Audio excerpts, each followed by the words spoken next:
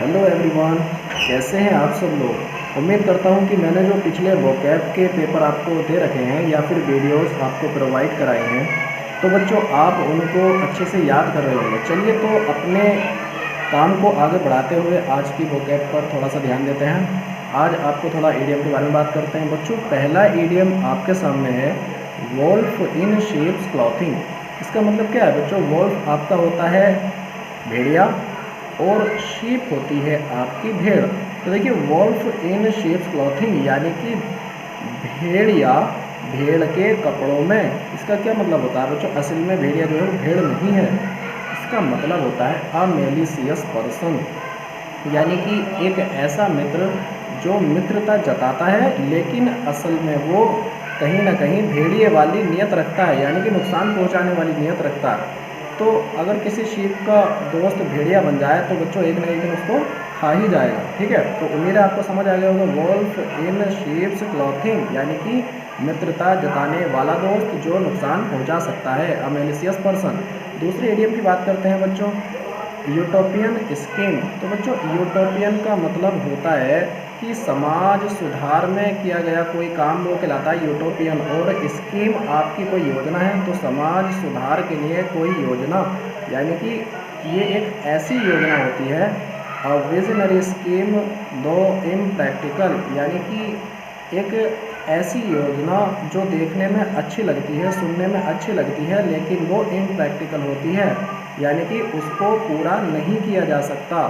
जैसे कि मान लीजिए कि हम सूरज पर अपना घर बना लें या फिर चांद पर जो है खेती करना शुरू कर दें। तो बच्चों अभी फ़िलहाल में ये सब इम्प्रैक्टिकल हैं, ये प्रायोगिक नहीं है। चलिए बात करते हैं तीसरा इडियम की। तो बच्चों, टर्न द कॉर्नर। टर्न का मतलब होता है मोड़ देना, और कॉर्नर होता है बच्चों आपका कोई कोना। ठीक है, तो देखिए कहीं पर पहाड़ से हम किसी बाइक के द्वारा गुजर रहे थे, तो बच्चों मान लीजिए कि उस बाइक को अचानक में खाई में गिरने की कंडीशन आ जाती है, बाइक के खाई में गिरने की कंडीशन आ जाती है। तो हमारा दोस्त कहता है कि भाई तुम्हारे बस की बात नहीं है, लाओ मैं मोड़ता हूँ। तो उसने इस कॉर्नर से बाइक को आसानी से मोड़ दिया तो टर्न दी कॉर्नर। तो बच्चों रास्ते में जा रहे थे, उसने कॉर्नर को आसानी से मोड़ दिया, यानी कहने का मतलब है कि to pass through a critical stage. तो बच्चों पास थ्रू हो जाता है गुजर जाना, to pass through a critical. Critical होता है कोई जटिल या परेशानी वाली, स्टेज होता है अवस्था से। तो बच्चों उम्मीद है ये इडियम आपके समझ में आ गया होगा। नंबर 4 की बात करते हैं, turn up once knows it. Turn up का मतलब होता है बच्चों सिकोड़ना या चढ़ाना। वंस नोज मैंने आपको बताया था, वंस आपका इमरजेंट पजेसिव एडजेक्टिव है। इसकी जगह पर आप जैसा जैसा सब्जेक्ट होगा उसी के हिसाब से पजेसिव एडजेक्टिव ले सकते हैं। नोज इट तो बच्चों चढ़ाना नाक को किसी के ऊपर। अब देखिए आपका दोस्त आपको देखकर अगर नाक चढ़ाने लगता है, नाक को सिकोड़ने लगता है, तो इसका क्या मतलब है? To take lightly with contempt, यानी कि वो आपसे बात करना पसंद नहीं कर रहा है, आपको नापसंदगी के साथ में और हल्के दिल के साथ में आपको स्वीकार कर रहा है। तो किसी चीज़ को लाइटली मतलब हल्के में लेना, विद कंटेम्प्ट किसके साथ?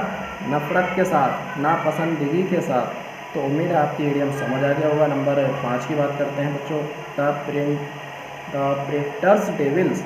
ये इडियम आपके लिए इम्पोर्टेंट है, कई बार आपके एग्ज़ाम में आया है। तो द प्रिंटर्स डेविल का मतलब होता है, सीधा सीधा है आपका प्रिंटर्स डेविल। डेविल का मतलब शैतान। मान लीजिए किसी प्रिंटर के अंदर कोई ऐसा पार्ट है जो लगातार आपकी जो प्रिंटिंग होती है ना, प्रिंटिंग पेपर, उसमें मिस्टेक कर देता है, तो वो कहलाएगा आपका एरर इन प्रिंटिंग, यानी कि छपाई में त्रुटि या छपाई त्रुटि। मान लीजिए आजकल आपने देखा होगा कि न्यूज़ चैनल या फिर आपके न्यूज़पेपर में कई बार गलत गलत टाइप हो जाता है, तो वो कहलाता है हमारा एरर इन प्रिंटिंग। ठीक है, तो अगले इडियम की बात करते हैं बच्चों, स्वेल्ड हेड। स्वेल्ड का मतलब होता है बच्चों सूजा हुआ, और हेड होता है आपका सर। तो बच्चों स्वेल्ड हेड इसका मतलब सूजा हुआ सर। तो ये हो जाता है आपका घमंडी या कंसेटेड। एक ऐसा व्यक्ति होता है जिससे आप बात करना चाहते हैं लेकिन वो अपना मुंह फुलाए रखता है। तो अगर आप उसके अकॉर्डिंग बात करते हैं तब तो वो आपसे बात कर लेगा, अन्यथा वो आपसे बात करना पसंद नहीं करेगा। तो ये कहलाता है घमंडी। बच्चों कंसीटेड, एरोगेंट, ये सब आपके क्या होते हैं, घमंडी होते हैं।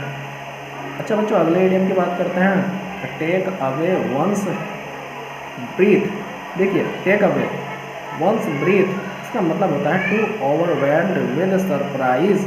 इसका मतलब क्या होता है बच्चों कि आश्चर्यचकित रह जाना। देखिए किसी चीज़ को देखकर आश्चर्यचकित हो जाना या आश्चर्य या भौचक्का रह जाना, समझ रहे हैं। तो इस तरह का होता है कि टेक अवे वंस ब्रीथ, किसी की सांस को रोक देना, समझे। तो सांस को रोकने का क्या मतलब है कि आश्चर्यचकित हो जाना एकदम से, ठीक। अच्छा अगले इडियम की बात करते हैं, step into another's shoes. Step into का मतलब होता है एंटर कर लेना, अनोदर शूज देखिए मान लीजिए कि अगर आप अपना शूज़ तो पहन ही रहे थे, आपने अनोदर शूज़ को भी पहन लिया, क्या मतलब। तो इसका मतलब ये होता है कि अपना काम तो आप कर रहे थे लेकिन अनोदर शूज़ के अंदर जब पैर डालोगे तो फिर उसका शूज़ भी आपने हैंड ओवर कर लिया, ठीक है। तो इसका मतलब होता है to take over a job of other person, यानी कि किसी दूसरे व्यक्ति के काम को भी टेक ओवर कर लेना, यानी कि उसको थाम लेना या उसको संभाल लेना। चलिए ईडीएम थोड़े आपके लिए डिफ़िकल्ट हो सकते हैं लेकिन बच्चों प्रैक्टिकली समझने की कोशिश करते हैं और आसानी से समझ में आ जाएंगे। देखिए स्टिफ नेक्ड पर्सन, स्टिफ होता है बच्चों सख्त, नेक्ड होती है आपकी गर्दन वाला, और पर्सन होता है व्यक्ति। तो बच्चों एक सख्त गर्दन वाला व्यक्ति, इसका क्या मतलब है कि वो अपनी गर्दन कभी झुकाना पसंद नहीं करता, किसी को नमस्ते सलाम वगैरह वगैरह कुछ नहीं करना चाहता, ठीक है, अपनी अकड़ में रहता है। इसको बोलते हैं स्टबॉर्न। और स्टबॉर्न क्या होता है, जिद्दी। और एरोगेंट घमंडी। तो जिद्दी या घमंडी व्यक्ति होता है स्टिफ नेक्ड पर्सन, अकड़ी हुई गर्दन वाला व्यक्ति, ठीक है।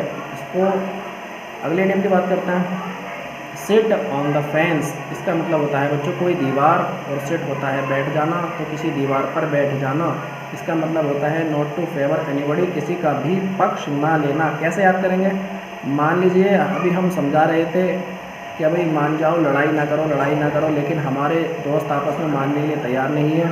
तो फिर आप क्या करते हैं, सिट ऑन द फेंस, दीवार के ऊपर चढ़कर बैठ जाते हैं कि अब आप लड़ो, मैं यहीं से देखता हूँ, ठीक है, मैं नहीं बजाऊंगा भाई साहब, अब लड़ो, मैं यहीं से देखता हूँ दीवार से। तो दीवार के ऊपर बैठकर यानी कि दीवार पर बैठ जाना, इसका मतलब है कि अब किसी का भी पक्ष ना लेना, अब लड़ते रहो पिटते रहो, ठीक है। तो बच्चों ये थे आपके इडियम्स, और उम्मीद करता हूँ आपको अच्छे से समझ में आ गए होंगे। तो एक दो बार आप इसको रिवाइज करें, आपको हमेशा के लिए याद हो जाएंगे। और मोस्ट इम्पोर्टेंट इडियम है सारे के सारे। तो अगर वीडियो आपको पसंद आता है तो लाइक करें, ठीक है। आपको बेस्ट ऑफ लक एवरीवन।